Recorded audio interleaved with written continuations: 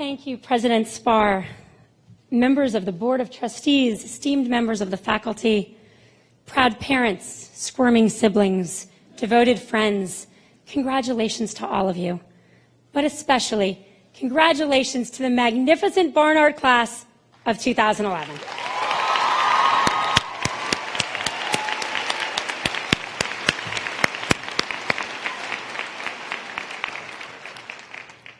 Looking at you all here fills me with great joy, in part because my college roommate, a member of your faculty, Caroline Weber, is here. Carrie, it means so much to me to be at your school. And in part because I work in Silicon Valley. Let's just say I'm not usually in a room with this many women. For the wonderful men who are here today, if you feel a little uncomfortable, we're really glad you're here, and no line for the men's room. It's worth it. I graduated from college exactly 20 years ago. And as I am reminded every single day by where I work, that makes me really old. Mark Zuckerberg, our founder and my boss, said to me the other day, "Sheryl, when do midlife crises happen? When you're 30? Not a good day at the office. But I am old enough to know that most of our lives are filled with days we do not remember. Today is not one of them. You may not remember one word I say. You may not even remember who your graduation speaker is, although for the record, Sheryl with an S. You won't remember that it was raining and we had to move inside.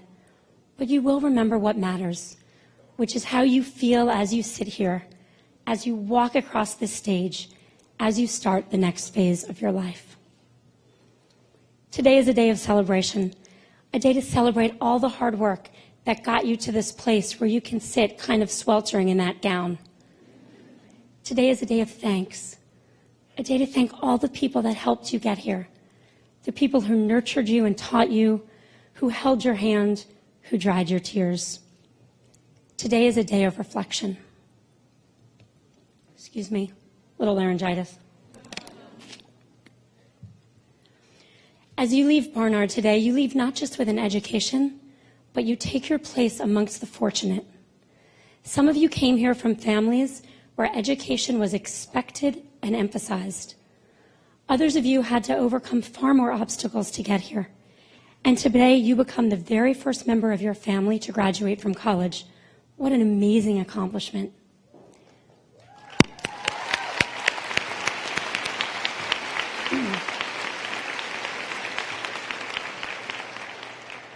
But no matter where you started, as of today, you are all privileged. You are privileged in the most important sense of the word, which is that you have almost boundless opportunity in front of you. So the question is, what are you going to do with it? What will you do with this education you worked so hard to achieve? What in the world needs to change? And what part do you plan on playing in changing it? Pulitzer Prize winners Sheryl Wudunn and Nicholas Kristof visited this campus last year, and they spoke about their critically important book, Half the Sky. In that book, they assert that the fundamental moral challenge of the 19th century was slavery, of the 20th century it was totalitarianism, and for our century, it is oppression of girls and women around the world. Their book is a call to arms to give women all over the world, women who are exactly like us, except for the circumstances into which they were born, basic human rights. Compared to these women, we are lucky. In America, as in the entire developed world, we are equals under the law. But the promise of equality is not equality. As we sit here looking at this magnificent blue-robed class, we have to admit something that's sad but true. Men run the world. Of 190 heads of states, 9 are women. Of all the parliaments around the world, 13% of those seats are held by women.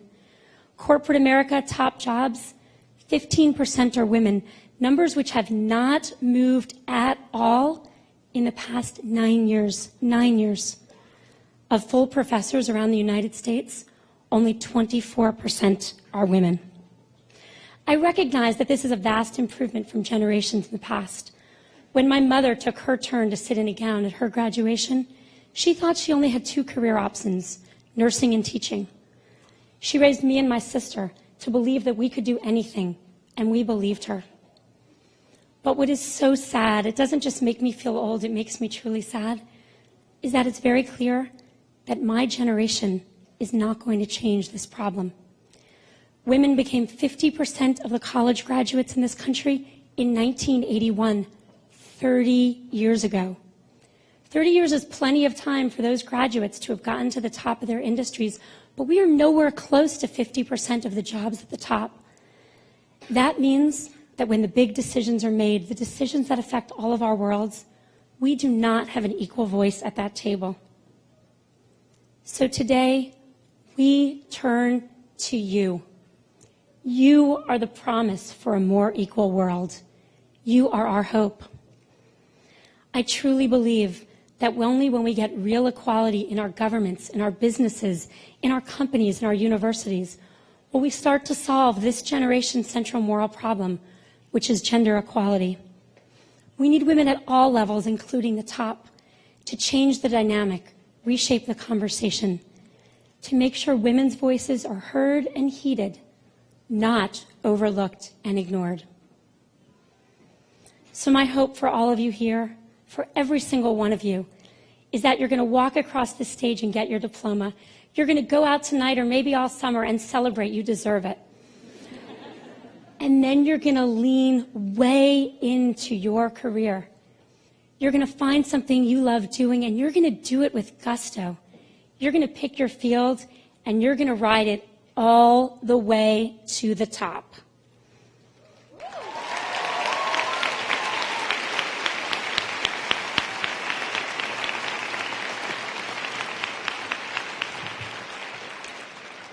So what advice can I give you to help you achieve this goal? The first thing is I encourage you to think big. Studies show very clearly that in our country, in the college-educated part of the population, men are more ambitious than women. They're more ambitious the day they graduate from college. They remain more ambitious every step along the career path. We will never close the achievement gap until we close the ambition gap.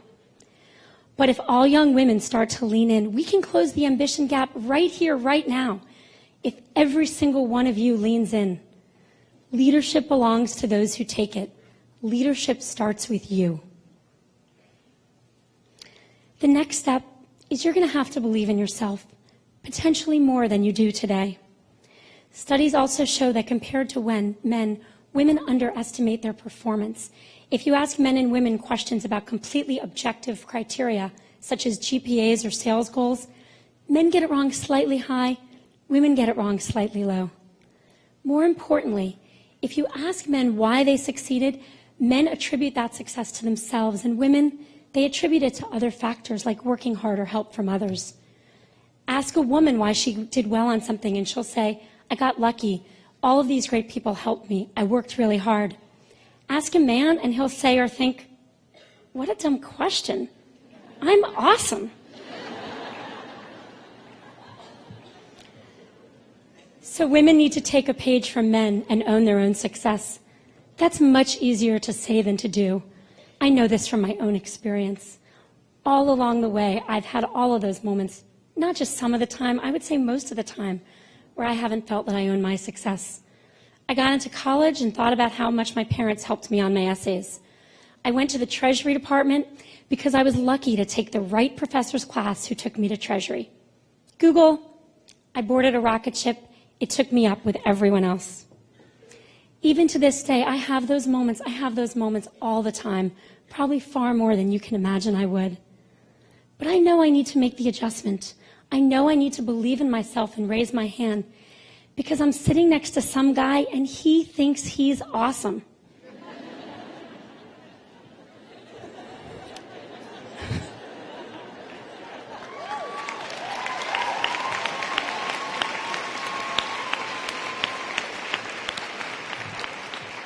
So to all of you, if you remember nothing else today, remember this.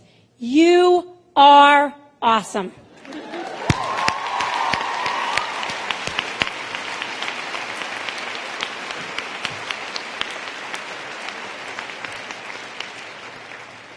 I'm not suggesting you be boastful. No one likes that in men or women.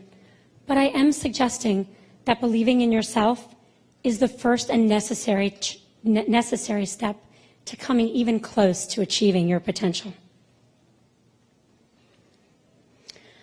You should also know that there are external forces out there that are holding you back from really owning your success.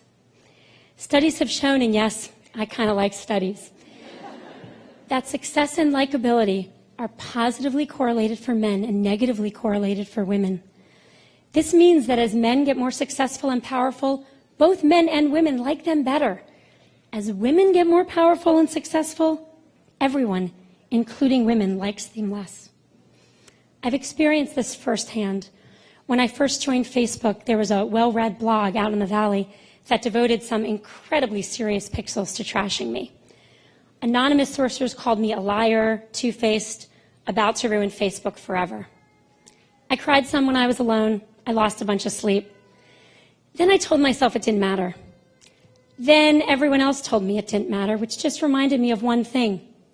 They were reading it too. I fantasized about all kinds of rejoinders, but in the end, my best and only response was just to do my job and do it well.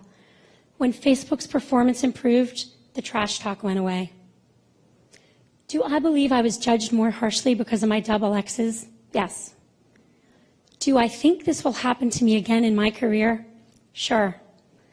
I've told myself the next time, I'm not going to let it bother me, I won't cry. I'm not sure that's true, but I know I'll get through it. I know that the truth comes out in the end, and I know how to keep my head down and just keep working. If you think big, if you own your own success, if you lead, it won't just have external costs, but it may cause you some personal sacrifice. Men make far fewer compromises than women to balance professional success and personal fulfillment. That's because the majority of housework and childcare still falls to women. If a heterosexual couple work full-time, the woman will do 2 times the amount of housework and 3 times the amount of childcare that her husband will do. From my mother's generation to mine, we have made far more progress making the workforce even than we have making the home even, and the latter is hurting the former very dramatically. So it's a bit counterintuitive, but the most important career decision you're going to make is whether or not you have a life partner and who that partner is. If you pick someone who's willing to share the burdens and the joys of your personal life, you're going to go further. A world where men ran half our homes and women ran half our institutions would be just a much better world.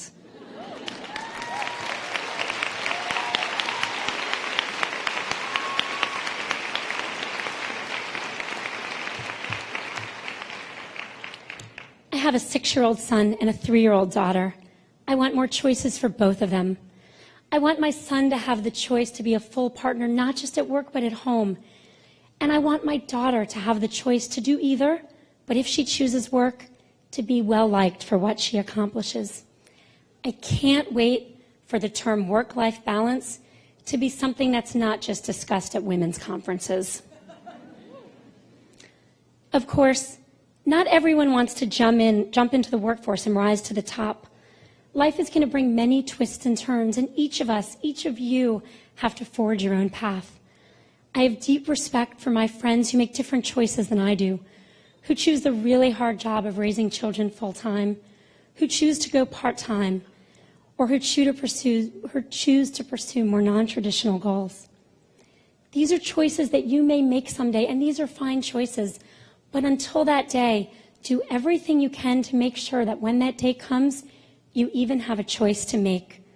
Because what I have seen most clearly in my 20 years in the workforce is this: women almost never make one decision to leave the workforce. It doesn't happen that way. They make small, little decisions along the way that eventually lead them there.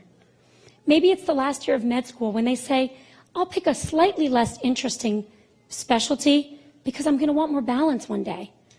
Maybe it's the 5th year in the law firm when they say, I'm not even sure I should go for partner because I know I'm going to want kids eventually. These women don't even have relationships, but already they're finding balance for responsibilities they don't yet have. And from that moment, they start quietly leaning back. The problem is often they don't even realize it. Everyone I know who has voluntarily left a child at home and come back to the workforce, and let's face it, it's not an option for most people, but for people in this audience, many of you are going to have this choice. Everyone who makes that choice will tell you the exact same thing. You're only going to do it if your job is compelling. If several years ago you stopped challenging yourself, you're going to be bored. If you work for some guy who you used to sit next to and really he should be working for you, you're going to feel undervalued and you won't come back. So my heartfelt message to all of you is, and start thinking about this now, do not leave before you leave. Do not lean back, lean in. Put your foot on that gas pedal and keep it there until the day you have to make a decision, and then make a decision. That's the only way when that day comes, you'll even have a decision to make. What about the rat race in the first place?